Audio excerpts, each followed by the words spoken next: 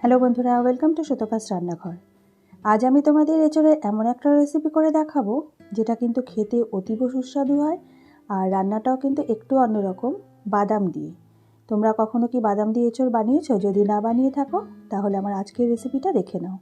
তাহলে চলো আমি রেসিপিটা শুরু করি। এখানে আমি ছোট একদম কচি এঁচোড় নিয়ে নিয়েছি আর এটা আমি বাজার থেকে কেটেই এনেছি।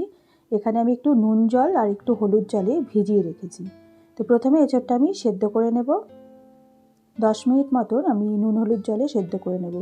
এখানে আমি 4টে আলু নিয়ে নিয়েছি, আলুটাও আমি একটু নুন দিয়ে সেদ্ধ করে নিয়েছি। এখানে নিয়েছি 100 কাঁচা বাদাম, বাদামটা জলে ভিজিয়ে চোকলা ছুলে নিয়েছি। আর 3 চামচ পোস্ত আমি একটু গরম জলে ভিজিয়ে রেখেছি। এছাড়া আমার লাগছে 2 ইঞ্চি আদা, একটা মাঝারি সাইজের পেঁয়াজ, একটা গোটা রসুন আর একটা টমেটো আমি পেস্ট বানিয়ে নেব। তো এদিকে দেখো মিনিট 10 ধরে এঁচোড়টা আমি সেদ্ধ করে নিয়েছি। এবার প্রথমে কড়াইতে আমি 4 চামচ তেলে সেদ্ধ করা আলুটা একটু ভেজে নিচ্ছি হলুদ দিয়ে, নুন দেওয়াই ছিল। আলুটা একটু লাল করে ভেজে আগে তুলে নেব। এই রেসিপিটা কিন্তু এঁচোড়ের একটা অন্যরকম রেসিপি বন্ধুরা, তোমরা অবশ্যই বাড়িতে ট্রাই করে আশা করি তোমাদের ভালো লাগবে। তো আলুটা তুলে নিলাম, এবার সেদ্ধ করা এঁচোড়টাও আমি একটু লাল করে ভেজে নেব। তো দেখো একটু লাল লাল করে ভেজে নিয়েছি, এবার এঁচোড়টা আমি তুলে নেব। এঁচোড়টা একটু ভেজে নিলে খেতে কিন্তু বেশ ভালোই লাগে। এবার আমি কড়াইতে দিয়ে দিয়েছি আরও 3 চামচ তেল। এছাড়া আমার লাগছে সোমবারের জন্য 2টো তেজপাতা নিয়েছি, হাফ চামচ গোটা সাদা জিরে, একটু জয়িত্রী আর গোটা গরম মশলা আর একটা শুকনো লঙ্কা। তো প্রথমে ফোড়নটা খুব ভালো করে একটু ভেজে নিয়ে একটু সুন্দর গন্ধ বেরোলে 3খানা পেঁয়াজের কুচি আমি অ্যাড করে দিচ্ছি। আমি কিন্তু পেঁয়াজের পেস্টে একটা পেঁয়াজ দিয়েছি আর এখানে নিয়েছি 3খানা পেঁয়াজ। তো মোট আমি 4টে পেঁয়াজ এখানে ইউজ করেছি মাঝারি সাইজের। তো পেঁয়াজটা একটু হালকা রং ধরলে, খুব বেশি কড়া করে ভাজবো না, একটু সফট হয়ে একটু পিঙ্ক পিঙ্ক রং হলে পরে আমি যে পেস্টটা বানিয়ে রেখেছিলাম সেটা প্রথমে দিয়ে দিচ্ছি। এবার খুব ভালো করে মশলাটাকে কষিয়ে নিতে হবে মিডিয়াম ফ্লেমে। খানিকক্ষণ কষিয়ে নিয়ে তার মধ্যে আমি দিয়ে দেব কিছু গুঁড়ো মশলা। তোমরা যারা আমার চ্যানেলে নতুন বন্ধু আছো তারা অবশ্যই আমার চ্যানেলটাকে সাবস্ক্রাইব করে দিয়ে আমার পাশে থাকার অনুরোধ রইল। আর আমার রেসিপিগুলো ভালো লাগলে একটা লাইক শেয়ার কমেন্ট করতে কিন্তু ভুলো না।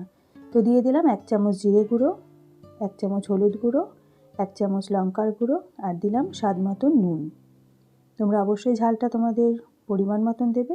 আর দিয়ে দিলাম 1 চামচ মতো কাশ্মীরি লঙ্কার গুঁড়ো। এবার খুব ভালো করে মশলাটা কষিয়ে নেব যতক্ষণ পর্যন্ত মশলা থেকে তেল ছেড়ে না আসছে। তো দেখো মশলা থেকে তেল ছেড়ে দিয়েছে। এবার আমি দিয়ে দিলাম বাদাম আর পোস্তের পেস্টটা। এটা দিয়েও খুব ভালো করে কষিয়ে নেব। যখন এই মশলা থেকে তেল ছাড়বে তখন আমি ভেজে রাখা এঁচোড় আর আলুটা অ্যাড করব। তো দেখো মশলা থেকে তেল ছেড়ে দিয়েছে, এবার আমি ভেজে রাখা এঁচোড় আর আলুটা দিয়ে দিলাম। আমি এঁচোড়ের যতগুলো পদ বানাই বা খেয়েছি তার মধ্যে এটা কিন্তু আমার সবথেকে বেশি প্রিয়, তাই আজ তোমাদের সাথে এটা শেয়ার করছি। তোমরা অবশ্যই বাড়িতে ট্রাই করবে, এটা কিন্তু গরম ভাত দিয়ে দারুণ খেতে হয়। তো বেশ খানিকক্ষণ এবার এঁচোড়টা কষিয়ে নিয়ে আমি গরম জল অ্যাড করে দিলাম। এবার খুব ভালো করে মিশিয়ে নিয়ে আমি 10 থেকে 12 মিনিটের জন্য এঁচোড়টা সেদ্ধ করে দেবো। এঁচোড়টা সেদ্ধ হওয়াই আছে, তো যতক্ষণ না পর্যন্ত মাখা মাখা টেক্সচারটা হচ্ছে ততক্ষণ পর্যন্ত আমি সেদ্ধ করে নিলাম। এবার দেখো 10-12 মিনিট পরে আমি ঢাকনাটা খুলে দিয়ে একটু নেড়ে দিচ্ছি। এবার দিয়ে দিচ্ছি 1 চামচ চিনি স্বাদ অনুযায়ী, দিয়ে দিলাম ঘি 1 চামচ বড় চামচে, দিয়ে দিচ্ছি হাফ চামচ শাহি গরম মশলার গুঁড়ো আর একটু জায়ফল গ্রেট করে দিয়ে দিচ্ছি, খুব বেশি না, অল্প একটু। এবার খুব ভালো করে সবগুলো একসাথে মিশিয়ে নিয়ে 5 মিনিট আমি স্ট্যান্ডিং টাইমে রেখে তারপরে সার্ভ করব। তো দেখো বন্ধুরা 5 মিনিটের জন্য আমি ঢাকা দিয়ে দিচ্ছি, এবার নামিয়ে দেবো 5 মিনিট পরে। এবার আমি সার্ভ করে দিচ্ছি। তো বন্ধুরা আশা করি আমার আজকের রেসিপিটা তোমাদের ভালো লেগেছে। যদি ভালো লেগে থাকে অবশ্যই একটা লাইক শেয়ার কমেন্ট করে দিও।